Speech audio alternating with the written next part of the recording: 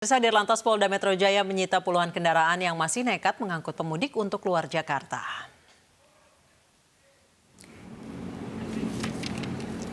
Puluhan kendaraan yang didominasi mikrobus terparkir di Polda Metro Jaya setelah terjaring razia di sejumlah perbatasan ibu kota pada Sabtu malam hingga Minggu dini hari.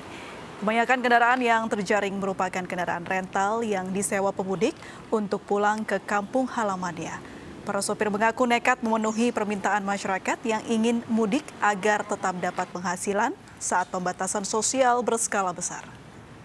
Kendaraan ini akan ditahan sementara, sedangkan sopir akan diberi sanksi karena melanggar aturan larangan mudik.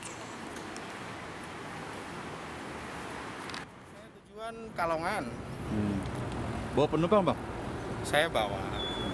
Dilarang mudik ya tahu, cuma kan pemahaman supir kan kalau mudik kan KTP Jakarta pulang ke kampung. Nah, ini KTP Jawa semua gitu. Apakah masih ada pelanggaran hari ini? Kita langsung bergabung dengan Revika Sibarani di Tol Cikarang Barat, Kabupaten Bekasi, Jawa Barat, dan Riki Iskandar di Tol Bitung, Tangerang, Banten. Kita ke Tol Cikarang Barat terlebih dahulu, sudah ada rekan kami Revika. Apakah masih ada pelanggaran di sana, Revika?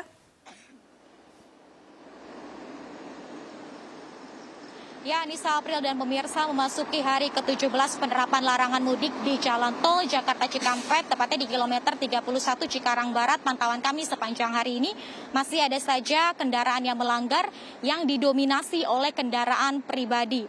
Berdasarkan data yang kami himpun dari pihak kepolisian di Dirlantas Polda Metro Jaya, tercatat sejak pukul 6 pagi hari ini hingga 4 sore tadi ada sebanyak 139 kendaraan yang melanggar, terdiri dari 74 kendaraan pribadi dan 45 lainnya adalah kendaraan umum yang meliputi mobil bus dan juga mobil travel. Menariknya jika kita bandingkan data pada hari Minggu ini dengan data hari Sabtu kemarin di jam yang sama, ini jumlah pelanggarnya hampir sama, hanya berselisih satu pelanggar saja dan juga masih didominasi oleh kendaraan pribadi. Meskipun begitu, pihak kepolisian yang berjaga tadi menyampaikan kepada kami bahwa volume kendaraan yang melintasi kawasan tol Jakarta Cikampek pada hari Minggu ini terbilang lebih sedikit dibandingkan hari Sabtu kemarin. Kemudian dapat kami informasikan terkait peraturan Menteri Perhubungan di nomor 25 tahun 2020 tentang pengendalian transportasi selama mudik Lebaran pada tahun ini. Memang Menteri Perhubungan memberikan kelonggaran terhadap transportasi umum antar provinsi untuk bisa beroperasi kembali dengan persyaratan hanya ditujukan kepada warga yang melakukan perjalanan dinas di sektor tertentu saja. Sehingga Menteri Perhubungan ini memang menyampaikan larangan mudik tetap berlaku.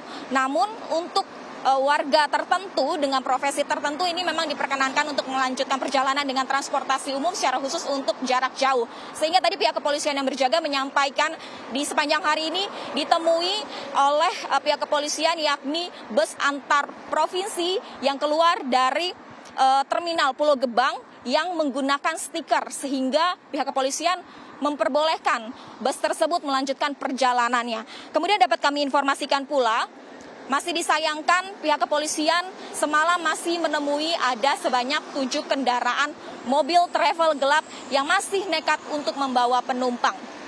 Demikian yang bisa kami informasikan, Anissa dan April. Baik, dari Revika saya ke Riki Iskandar yang berada di Tol Bitung. Riki, apakah sampai saat ini masih ada pelanggar di Tol Bitung?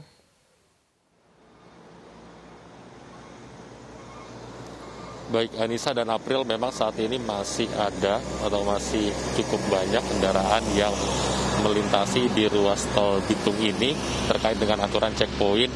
Artinya masih ada kendaraan yang menyalahi aturan, bisa dikatakan kendaraan tersebut hendak mudik karena memang ada kategorinya tertentu yang pada saat melewati pos penjagaan ini kendaraan tersebut terpaksa disuruh keluar ke ruas tol Bitung.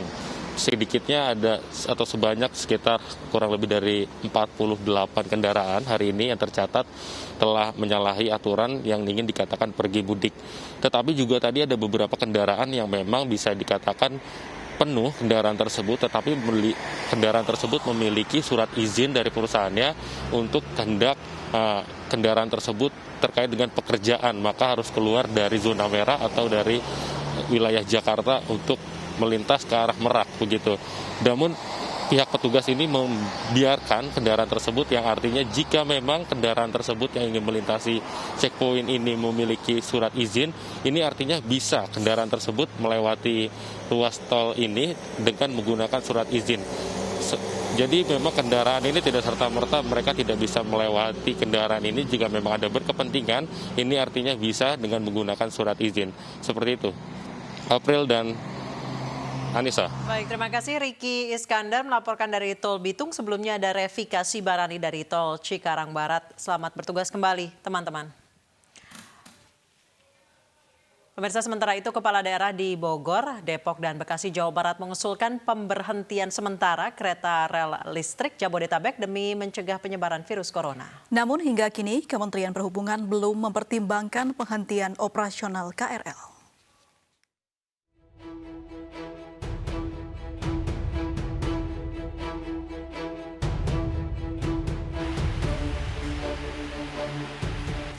Lima kepala daerah di Bogor, Depok, dan Bekasi, Jawa Barat mengusulkan pemberhentian sementara kereta rel listrik komuter lain Jabodetabek. Hal ini demi mendukung pembatasan sosial berskala besar yang telah diperpanjang 14 hari. Ditambah adanya 6 penumpang KRL yang dinyatakan positif corona. Sementara itu, Kementerian Perhubungan masih mengizinkan KRL tetap beroperasi. Menurut Menteri Perhubungan Budi Karya Sumadi, kini hanya ada 20% penumpang dari 1 juta penumpang yang biasa menggunakan KRL setiap hari. PT Kereta Komuter Indonesia juga telah meningkatkan protokol kesehatan COVID-19, seperti pembatasan jumlah penumpang dalam setiap gerbong, pengecekan suhu, penyediaan cairan pembersih tangan, dan aturan penggunaan masker. Sebelumnya, 3 penumpang KRL Bogor-Jakarta dinyatakan positif corona usai mengikuti tes swab massal di stasiun Bogor. Kemudian 3 penumpang KRL lainnya diketahui positif corona saat tes swab massal di stasiun Bekasi. Ke-6 penumpang KRL ini masuk dalam kategori orang tanpa gejala. Tim Liputan iNews melaporkan.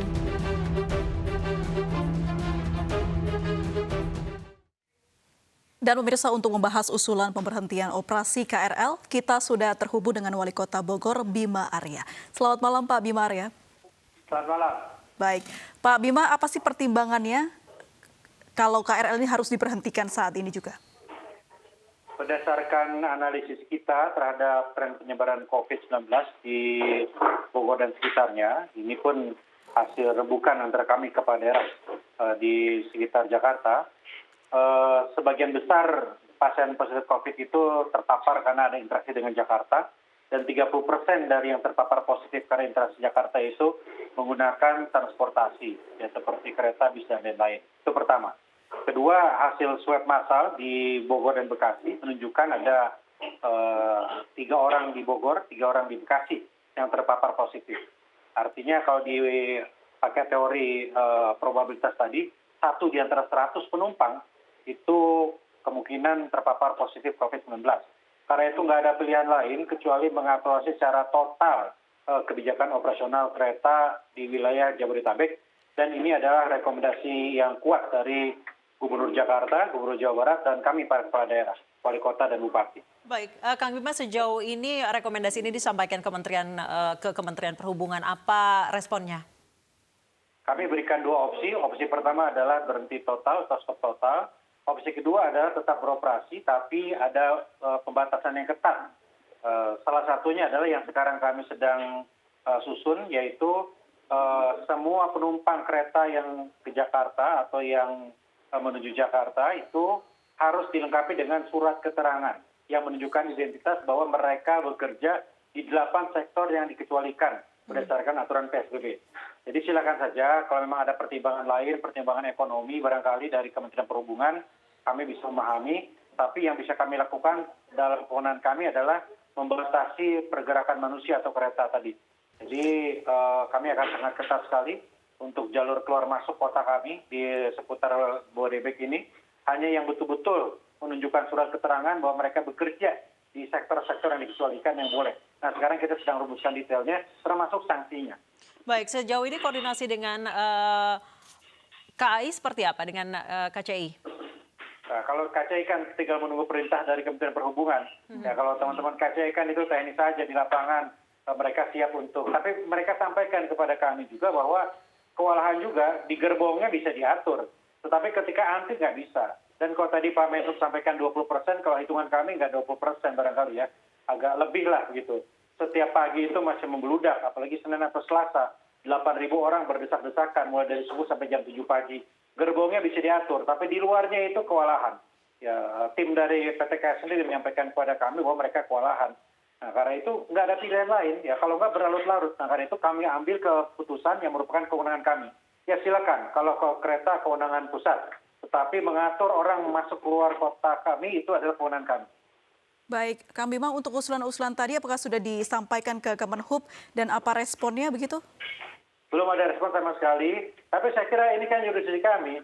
Kalau soal permohonan kereta supaya stop ada keterbatasan-batasannya, ya itu kami sudah sampaikan, kami masih menunggu jawaban. Tapi kalau untuk mengatur orang supaya memiliki surat keterangan, saya kira itu adalah kewenangan kami.